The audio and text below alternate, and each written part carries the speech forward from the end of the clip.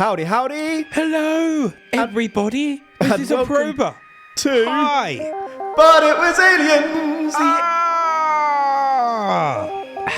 The extraterrestrial comedy podcast where we probe paranormal activity to determine whether this activity really was paranormal. Probe. It's my turn to host this week, and my name is Kev, and that means that alongside me, with no idea what's coming up today, is Mr. Granville Moonwalker. I walk on the moon. Today, we head to Fort George Forman!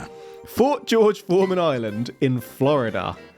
This is an island named... Because it's full of cheeseburgers. You've guessed it. After cheeseburgers. No, after Fort George, which was built in 1736 to protect the colony of Georgia. Georgia! The year we are heading to today is 1974. Absolute great track, by the way. Georgia. Georgia. Do you reckon I could do a whole episode in this voice? No. I don't think you've got the balls to do it. Well, hey. Let's see how we get on. The Betz family were a happy family. All was well for marine biologist, Dad Antoine. Real estate and trucking business owner Mom, Jerry. And little Terry, 21. And Wayne. Wayne! My name's Wayne! There was also an unnamed sister. Why was she unnamed? All was good. But why was she unnamed?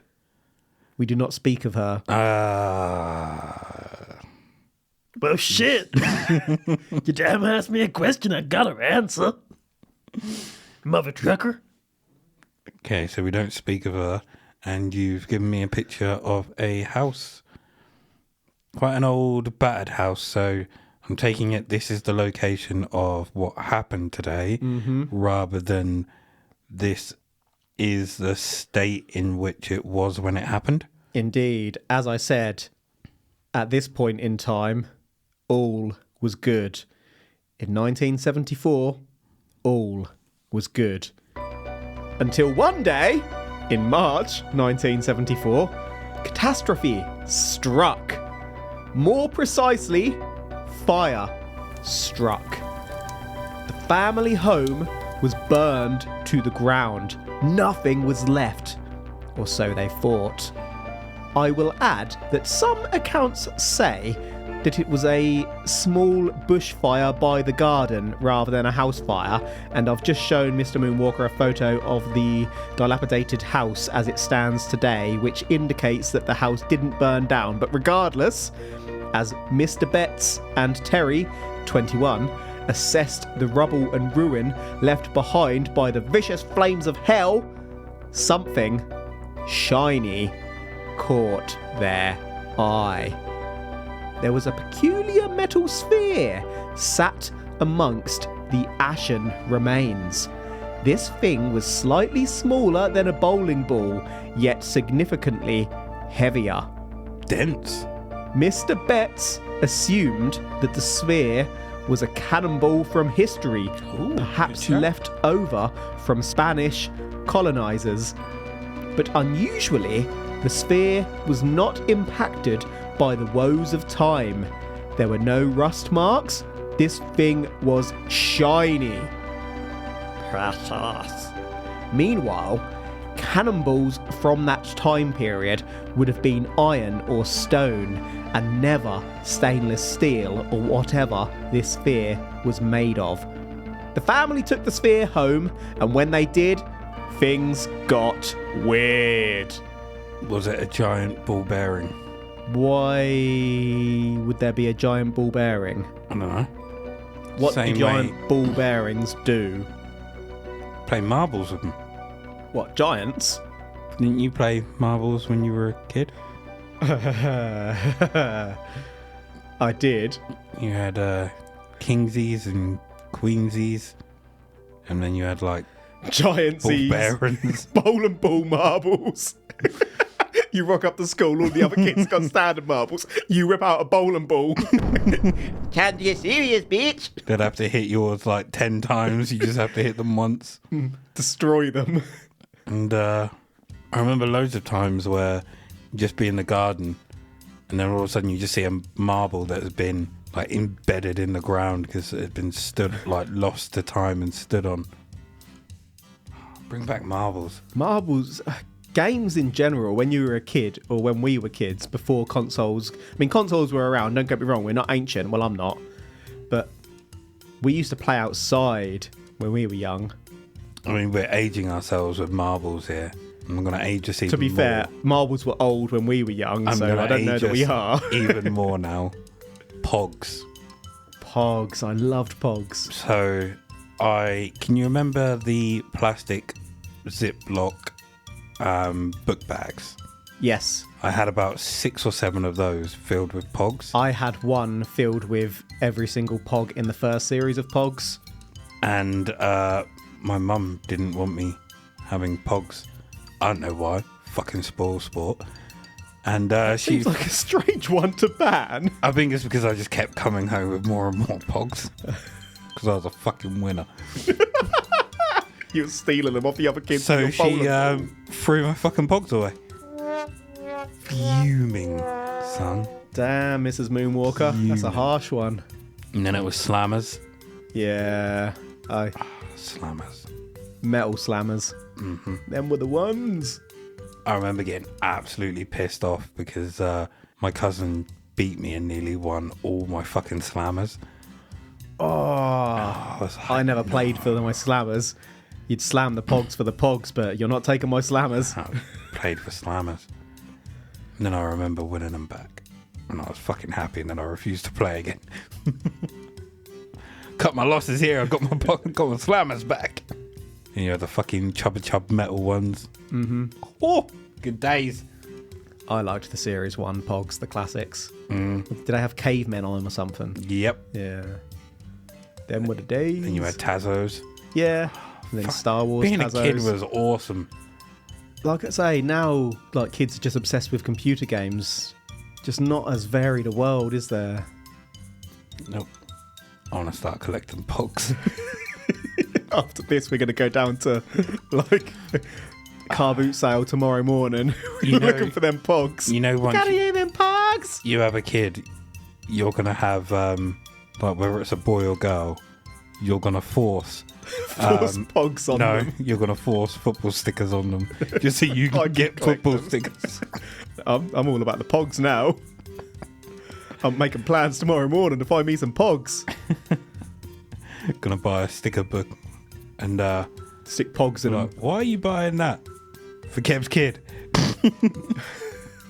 Why is it here? Shut up. Do you want to play Pogs? As I've got them. Have you got any slammers? We have gone on a massive tangent here. We're not far off 10 minutes into this episode. We've basically talked about Pogs and a bit about a bowling ball. But also, no matter what you have as a kid, That's a weird sentence. like, I know, you having a kid, fucking hell. But Who'd have thought it worked?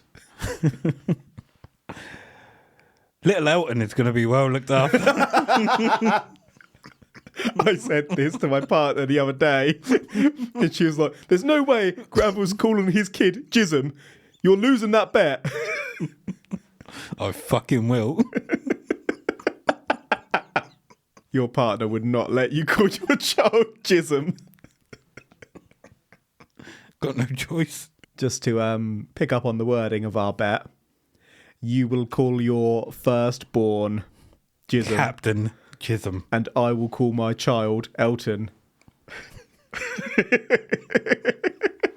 I never said my firstborn. I was trying to... No, I think the message does say firstborn. I was trying to find it the other day. I've got it saved. Oh, good. Sadly, I am going to have to lose that bet. I did try. I've been told I'm not allowed to call the child Elton. It's fine. I will nickname the child for you.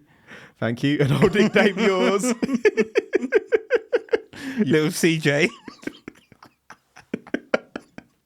Wait until they're like 21. Why does Uncle Kev keep calling me CJ? Because your name's Captain Jism. You know, on like yearbook photos, everyone gets like a little sentence after their name. Your child on the yearbook photo, like you've got most likely to succeed, gonna work for NASA. Your one just says their name, Captain Jism. Their true name. Tangent over. Little Terry, 21, happened to have the unusual sphere with him as Terry, 21, was strumming his guitar. Terry, 21, noticed that the sphere was moving of its own accord. To his beat. It was almost as if the sphere was reacting to the music. Not only that, but the sphere begun making a weird throbbing noise too. How can an inanimate object both move and make noises by itself? To begin with, this was quite fun for the Betz. The family would sit on the floor rolling the ball to each other. You can picture the scene. They're sat there on their butts with their legs out rolling the ball, and as it rolled about halfway along, the ball would literally stop, think about it, and change direction, rolling back to the person who rolled it. The throbbing noise also begun scaring the family poodle, who, when near the sphere, would begin dog crying and cover her ears with her paws. Why did the ball roll back? Did it see the person who touched it last, who commanded it, as its leader? You got a crazy ball with a mind of its own. So yeah, it's quite... I see what you are getting at now, bushfire. It's quite possible this ball landed from outer space and is a space ball alien. Space balls. And set the bush on fire. Yeah, it either could have been a craft, it could have been a part of a craft, or it could have been the creature itself. Indeed. Spaceballs. Spaceballs indeed. If every time they tried to roll it to another person, it just rolled back to the first person, then they never really rolled it to each other in the first place, did The they? one person was rolling it back and forth to them. They basically had a yo-yo. You got 5 members of family all sat there with their legs together. I want to turn. And it's just like, nope. And then what they done is they switched places and it still went to the original person. It's my ball now. The ball's like, F you. By April 1974, this had, of course, hit the local press. Lou Egner, a photographer of the Jacksonville Journal, arrived to investigate, and Mrs. Betz plopped the sphere on the floor. The sphere, as described by Lou, rolled a little forward, then stopped. Lou was unimpressed, but Mrs. Betz insisted, "Wait." Suddenly, the sphere turned to the right and rolled about 4 feet. Then the ball turned to its left and rolled about 8 feet. The ball went in a big arc and came right back to Lou's feet. Lou didn't know what to think. I'm just showing Mr. Moonwalker here a headline from the April the 15th, 1974 issue of the St. Petersburg Times as we continue, because this sphere really took off and confused people as it did. I can definitely see why it would be confusing, and normally in a case like this, we're just taking someone's word for it, but there are so many paper clippings of it that somebody must have seen it. I've shown Mr. Moonwalker more than 10 separate clippings from different media outlets. I know sometimes news can be slow and they will just take a news story from another newspaper and run it, but someone must have seen something. We got a space ball. This isn't just a story going out and then everyone running with it. The St. Petersburg Times outlined that even the Navy called this thing the Mexican jumping bean. Yes, the Navy examined it at Jacksonville Naval Air Station. This sphere must have been suspicious for the Navy to give a damn. A researcher from research company Omega-1 in Louisiana, also spent 6 hours examining the sphere and determined that not only did the sphere generate its own magnetic field, but the sphere also excreted radio waves. This thing was communicating with something somewhere. The Betz family theorized that the sphere was sensitive to solar radiation as it appeared to move more intensely during periods of more intense sunlight. At what point did this thing jump? When the Navy were examining it, I guess, because that's what they called it. And did The Navy weren't sharing their it come stories. from Mexico? Did it have a little Mexican flag on it? Why is it all of a sudden the Mexican jumping bean? Every time it jumped, it was like, ole! Maybe they picked up the radio frequency and this thing was talking in Mexican. It was just set to a Mexican radio station. Arriba, arriba! Ole! If it was sending out a radio signal to somewhere else, could they follow that signal? I don't know Or that that's quite Pick how up its radio... frequency Yeah. and So kind of see where it's coming from. I don't know that they did. Well, I do know whether they did or don't, but I'm not going to comment on that. Yet. Or ever. Are you the Mexican jumping bean?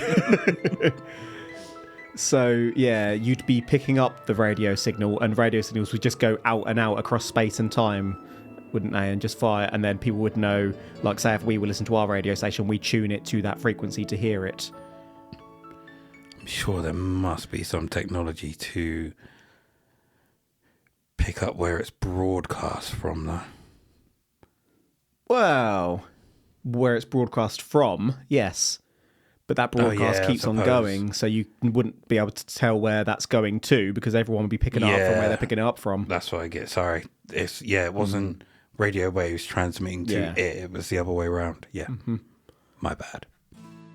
The ball was next sent via jet to a certain Dr. J. Allen Hynek at Northwestern University of Illinois. Well, I say jet.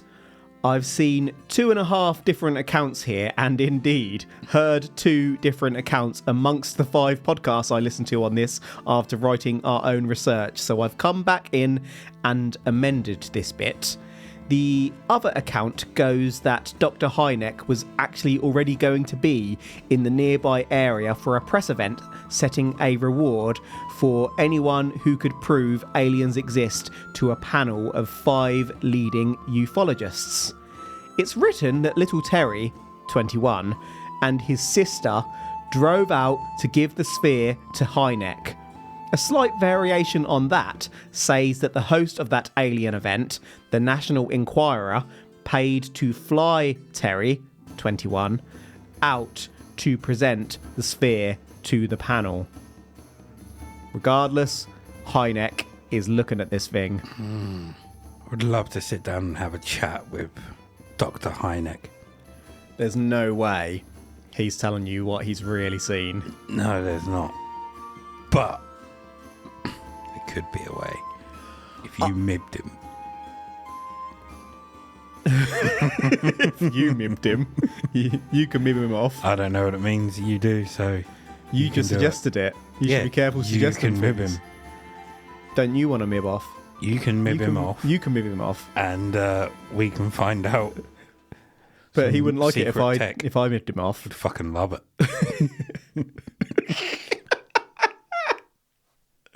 But he'd really love it if you mibbed him off. Like, Nah, I don't really, think he really. would. He would. Really, really? We- really, we- really? Really, really? We've discussed the hardcore UFO world before. They're quite passionate and quite against anyone who, I wouldn't say doesn't believe, but looks to other explanations before looking to the more outlandish explanations. I wouldn't Like- say that we don't believe. I just I'm say not saying want we the don't. truth. No, that's not what I'm saying at all. But the hardcore ufologists out there, can get quite angry at people who don't jump straight to alien explanations before looking at other things. I'll fight them. I wonder if any... All right, I won't.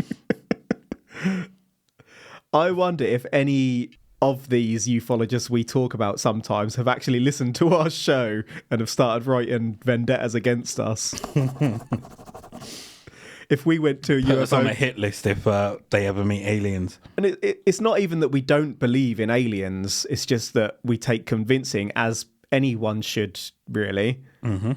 Otherwise, you're going to be very gullible in life and get yourself into trouble if you don't question things, aren't you? But yeah, if we went to a UFO conference, we'd probably have our arse... Well, I'd have my arse torn to pieces. You'd be fighting people. I'll be like, hey guys, can we all just get along?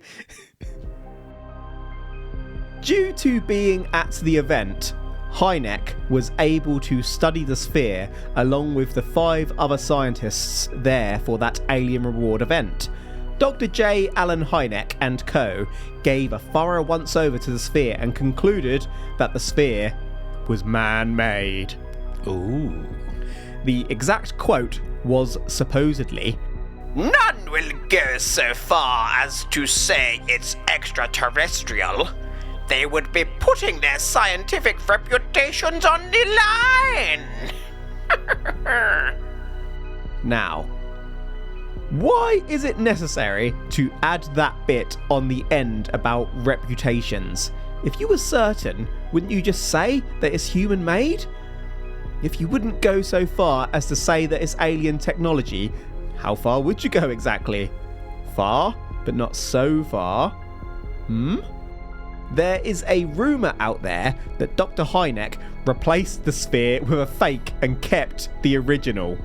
This rumour started because Paul Hynek, son of Dr. Hynek, has stated that growing up his family had a metal ball his father got from a Florida UFO case. Why would Hynek take the sphere?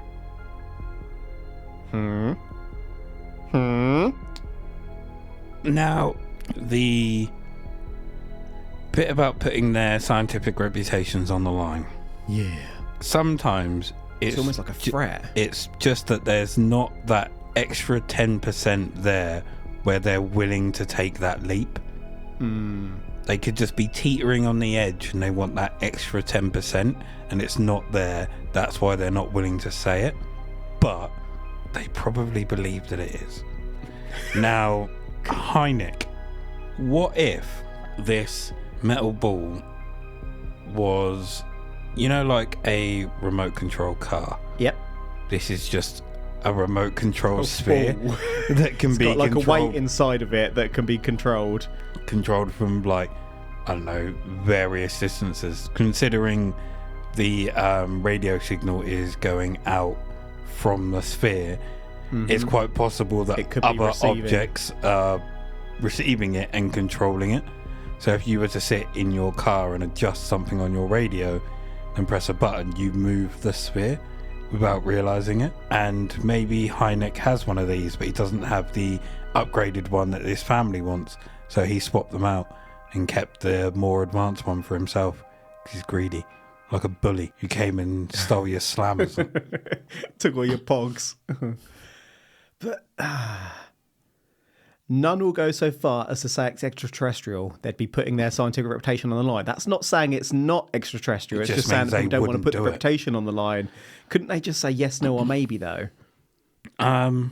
Also, if he swapped this for a fake one, did the fake one just not work? Because then I'd be asking questions as to why it's no longer working. Well, maybe that's why they think he replaced it. Or maybe because it had been examined by lots of people by this point. When it returned to its owners, the fake one, maybe they just put it in a box somewhere and didn't play with it again because it had already been fiddled with. It had been diddled. I got a question. Yeah. I should know this, but has Dr. Hynek passed away? I believe so, yeah. Oh, okay. His son's a snitch. Didn't we cover what his son went on to do? Probably, but I can't remember. Predator? Not ringing a bell? No. No worries. I'm now showing Mr. Moonwalker a photo of little Wayne Betz, 12, with the sphere as we describe what this thing looked like. The sphere was 8 inches diameter with no seams, consisting of a shell of very high-grade steel around an inch give or take in thickness. Inside, it was hollow. The sphere had a small triangular mark on the outside. Remember the Navy probed this? The Navy made an attempt to X-ray the sphere and this failed. The sphere was too thick and powerful to be penetrated. A subsequent, more powerful scan showed that the ball had some tiny residue balls inside which moved around freely. Chris Berninger, Navy spokesman, stated that he didn't believe the object to be alien, but confirmed that the sphere did move of its own accord. The Navy confirmed that the sphere was not an explosive. What crossed my mind at that point was like a gyroscope, if that's what I'm thinking of. Trying to think of. So it's a ball within a ball that spins. Balls within a ball. Or balls within a ball that spin and move. So wherever the weight of those go, they roll towards. Okay, yeah, I'm with you. So when they rolled the ball, it went one way, and then but then those balls were in another position of the ball, and so pulled they it another spun way. and just pulled it back the other way. And then when it rolled and then stopped, and then turned and went back around in a circle, it could literally be where the balls on the inside were slowly moving back to one side, and then caused it to roll off. So on that note, how about you eat my arse?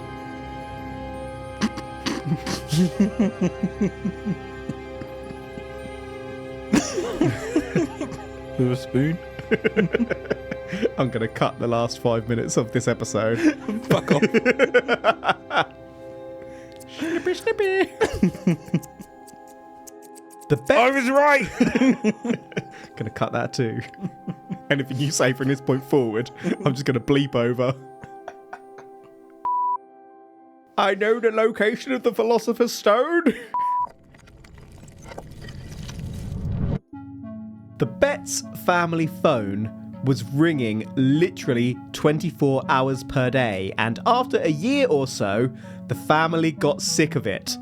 The family therefore just flatly stopped talking about or showing the sphere to anyone. Radio silence. They stopped responding. Therefore, today nobody knows exactly what happened to the Betz Sphere or can be sure as to where the sphere came from. Or can they? I ask you, what else could the Betz Sphere be? A Jacksonville equipment supply company confirmed that they held in their stock almost identical spheres. The president, Robert Edwards, upon seeing the sphere in the news, contacted reporters to show them his 8-incher, the Bell & Howell stainless steel ball, aka ball check valve, of which the company had many in stock. Basically, these were suggested to be the ball that lives within a ball check valve as used commonly in some pumps and spray devices. We don't have the Betz Sphere available to examine further today, but we know the sphere's dimensions from previous examinations, and it exactly matched the size and weight of one of these ball check valves. Why are you looking at me like that? What? Just not going to say anything because you're going to cut it. I'm going to cut that. You said right at the start of the show, ball bearing. It was looking at the house. For some reason, I just imagined like a giant windmill or something being attached to the side of the house at some point, and a giant ball bearing being in it. There you go. Song of Storms. Yeah, I don't think there was a windmill there, but we'll touch upon your understanding there momentarily. I mean, if that's the case, what? I suppose Hynek wouldn't have stolen it then at that point, would he? He may have literally been given one at this investigation to prove that this isn't Wow. what it is. We can't verify that either way. He might have stolen it. I mean, we and can't. This could be the cover-up that they put out. Blue Book. Don't trust these His guys. son's still a snitch. But you mentioned Predator. Did his son have something to do with Predator? I might have put this in the notes. I've definitely mentioned it before, but we'll discuss that at the end. Mainly because I can't remember exactly what he did, but I think I've got a rough idea. Imagine he's part of the team that created Predator from things that his dad has told him. And I'm going to find that fucking hilarious if it's to the Predator that Jean-Claude Van Damme was meant to be. And they changed it. Serpent snake thingy. Nonsense. But these ball check valve thingies, no one's saying they give off radio communications. Are they giving off radio communications or are they just bouncing back radio communications? That's an astute question, Mr. Moonwalker. So, moving on. After that Navy investigation, that Navy spokesperson, Chris Berninger, believed that the Betz family home was uneven and suggested that the sphere was perfectly balanced, meaning that even the slightest indentation in a floor would set the ball off rolling or cause a change in direction. Meanwhile, the ball had a tiny triangle indentation in it, which could take the ball ever so slightly off balance and result in further rolling. The Betz family didn't want the sphere cut and so declined further Navy tests which would harm the sphere. Even if they didn't know what it was, the Navy were sure it was earthly. It's worth noting that the Betz Sphere at times sat on display and never moved when in that situation. It was only when taken out and played with or put on the floor that the sphere behaved unusually. We know pretty much all we need to now, except for its origin. Skeptoid uncovered that an artist collecting metal for sculptures drove through the Florida area during Easter 1971. Summarising this detail, someone noticed some balls similar to the Betz in one of the artist's sculptures and asked the artist about them.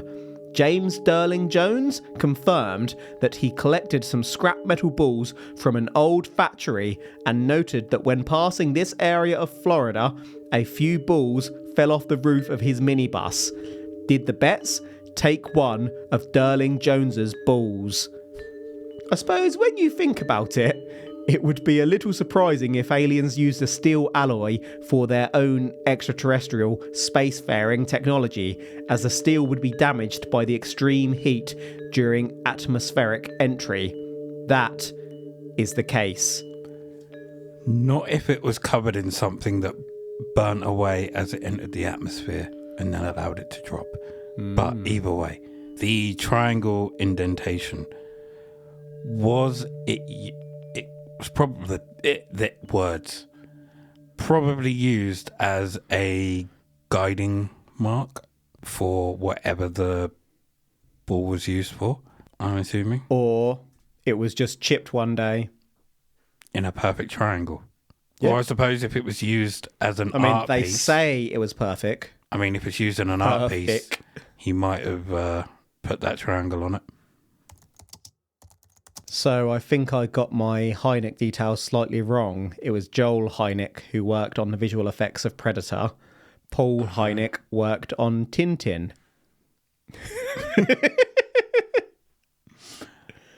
Both sons of Dr. J. Allen? I believe so. Yeah. Well, Paul Hynek said, obviously, that his dad. What about Joel? Boy Joel. I'm 99% sure. Yes. Joel Hynek is the first child that comes up when you Google the children of J. Allen Hynek. The most important one. There you go. And whilst we're Googling, Mr. Joseph Allen Hynek passed away in April 1986. Oh, bloody hell. There we go. Quite a while ago.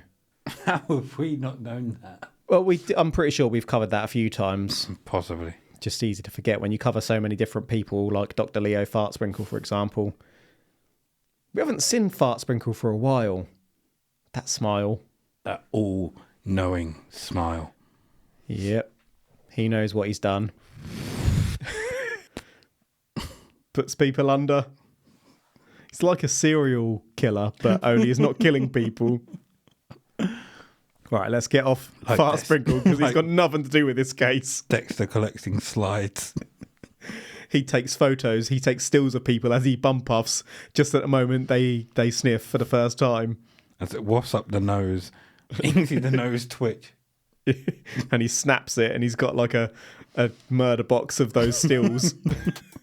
Anyway, going back over today's episode, we met the Betz family on Fort George Island, who in 1974 found an otherworldly sphere. The 8-inch diameter sphere moved of its own accord, stopping and changing its own direction on a whim as the family watched on. The press soon heard about it. Jacksonville Journal photographer Lou Egner visited and witnessed the sphere doing just as people said, moving of its own accord. A researcher from Omega-1 checked out the ball and identified that the sphere both had a strong magnetic field and was transmitting radio waves. Radio waves, Jonathan gosh darn Watts. it. We don't know who the sphere was communicating with.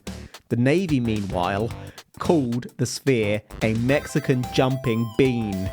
What did they see? The Navy tried to X-ray the sphere and their initial attempt failed, though they did subsequently confirm that the sphere was made of steel. Bars of steel! The sphere was next given to Dr. Joseph Allen Hynek, who was nearby with a scientific panel on another engagement. The panel would not say that the sphere was aliens and they'd be putting their reputations on the line. Years later, Dr. Hynek's son, Paul, would state that the family grew up with a metal sphere from a Florida UFO case. Did Hynek take the sphere? It's not known where the sphere is today. What is believed, however, is that, sadly, the sphere was most likely a ball check valve which fell off of an artist's vehicle when they were passing about 3 years earlier looking for scrap metal for sculptures. The perfect sphere, with a tiny triangular indentation, would likely have rolled as if of its own accord, if on an uneven surface, and the Betz house was probably uneven. Is there anything that you want to go over, Mr. Moonwalker, before we conclude this episode? I don't think Hynek took the sphere. As it is said at the end that they got fed up of the calls and everything, so just point blank refused to answer. So Must have been annoying getting those calls like for a year afterwards. A 100%. year.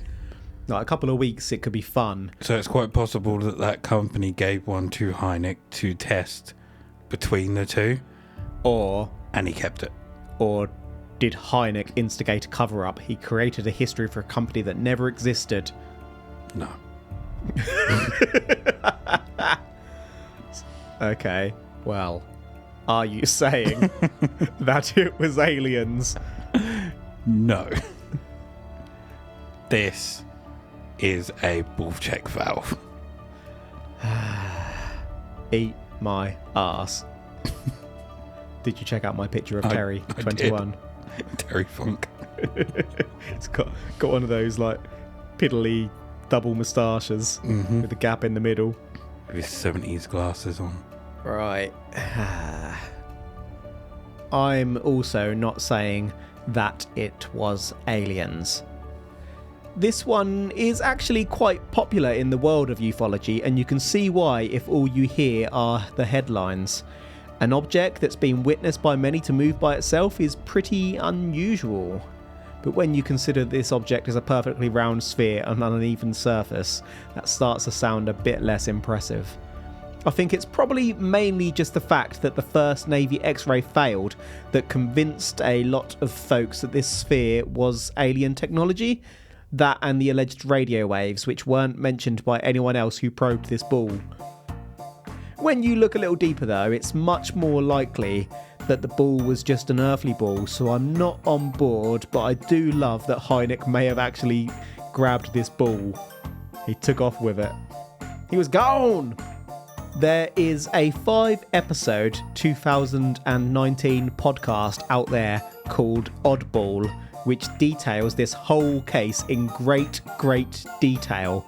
And season 12 episode 2 of Ancient Aliens also details this sphere. The word is out there, and a lot of people believe this one, but not us unfortunately. That is all we have to say on the Betz Sphere. Unless you have any final thoughts, that is, Mr. Moonwalker. I would have liked to have seen them slice it. Yeah, cut it in half. And then, yeah. You sadistic bastard. That could be a living entity. It's a ball bearing. It's transmitting radio waves. It's Transformer. It's Optimus Megazord. Well, at that point, it's got the choice to either transform or die. It's on you. And that is a wrap for today. Thank you. A ball. Thank you, one and all, for listening to our ball on But It Was Aliens. If you're not ready to say goodbye and want to hear some more paranormal shenanigans, you can become a patron of the show. In exchange, you would gain access to our side probes. Monthly bonus episodes that MIBs don't want you to hear, but we do. On the Patreon, we spread our wings just a little bit more and cover some really bonkers stuff. Stuff too much for the ears of the general public. And on that note, if you have any comments or suggestions of unusual cases for us to probe, you can hit us up on the X Twitter at But It Was Aliens. We truly love hearing from our listeners. We've been going a good while now, but it's still such a weird and hard feeling to describe when someone messages us and says the show's helped them in some small way. It feels awkward talking about it. It is absolutely bonkers. If you're a like-minded, friendly neighbourhood prober, you are invited to our private Nobody Is Welcome Facebook group for all called Extraterrestrial Towers. This is connected to the But It Was Aliens Facebook page and is a pretty relaxed place where we do not discriminate or alienate, but we do alien. That's it from us today, so until next time. What happens if you turn a vegan into a vampire? The truth is up there. #. I